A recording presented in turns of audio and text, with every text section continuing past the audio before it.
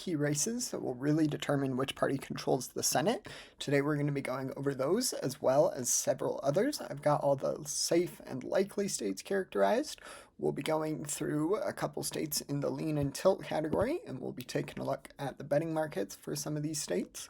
So to start out, I'm going to go with the lean blue. For that, we have the state of New Hampshire. This is one I feel the most confident about. The state currently has a Democratic senator, so I don't think anything will really change. I think it will re-elect a Democratic senator. So that will be the call in New Hampshire. Heading now down to Georgia.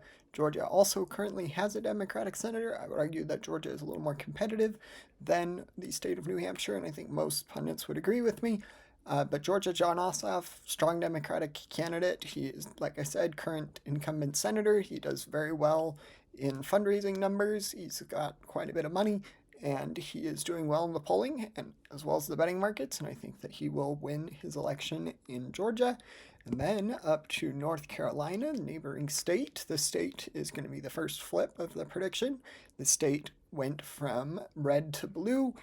The Republican incumbent senator, the Republican one, is retiring, Tom Tillis, which means that neither party has incumbency advantage, which I do think will benefit Democrats because the Democratic nominee is Roy Cooper, who is a former Democratic governor of the state of North Carolina. He's won on the statewide level, proven he's capable of doing it, so that will be the call in North Carolina.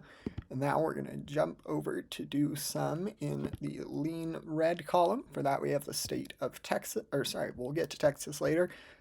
For now, we have the state of Nebraska, which I'm going to put into the lean red column. Nothing too crazy here.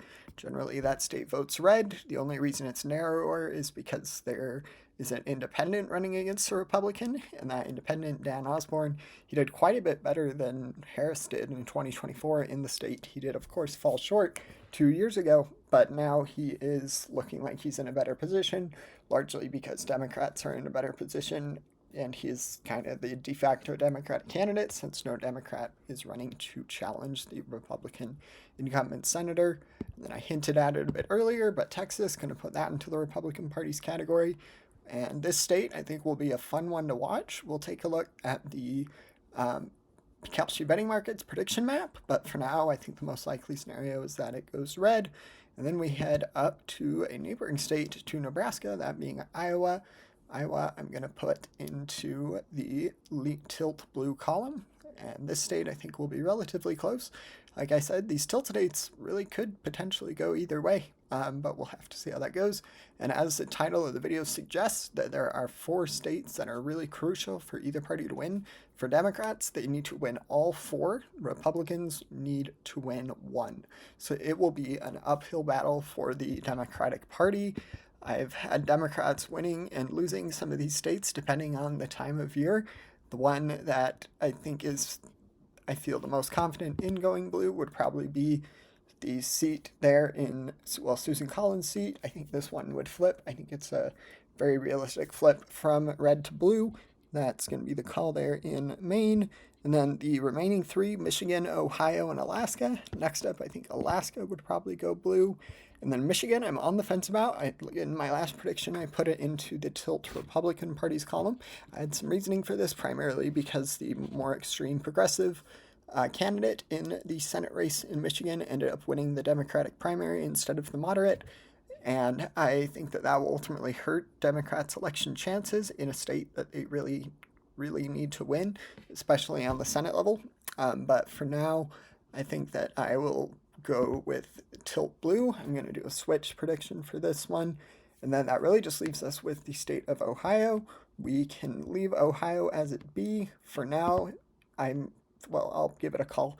I do think that Sherrod Brown would probably end up winning this race narrowly, so that does get Democrats to the nearest possible Senate majority, and if one of these states fall, and I think Michigan and Ohio are certainly possibilities for that, then Republicans would control the Senate by about a 50 or 51 seat majority, so it will be an uphill battle for the Democratic Party.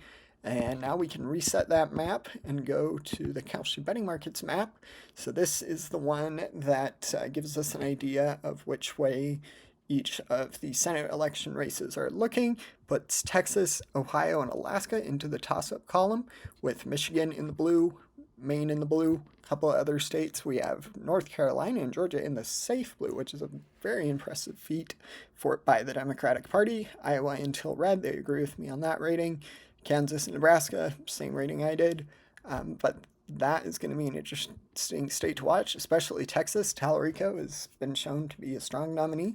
I think that he will do well, and I think he has a legitimate chance to win, which is a very impressive feat in Texas, where Democrats have not won on the statewide level in quite a while. So this is the Cal State Betting Markets map, and yeah, don't forget to like and subscribe. Thanks. Bye.